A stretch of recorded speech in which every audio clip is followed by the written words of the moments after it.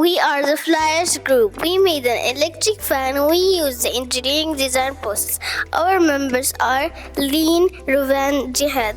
Wow, it's so hot today. This paper fan is too slow and my hand is tired. Me too. Why can't we make a real fan that spins using electricity? Yes, a fan that is fast and strong. Great. That's how our fan project started. So how can we make a fan that spins using electricity?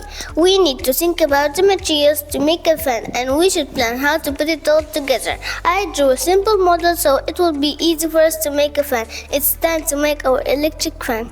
I'll look for materials and found we need battery, wires, motor, and a switch.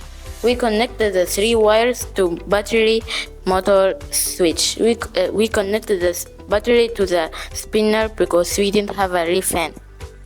Then we turned it on to see if it spins and works well.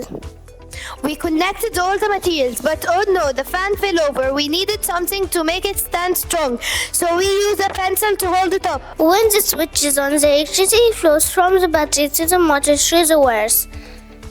When the switch is off, the electricity stops and the fan stops too.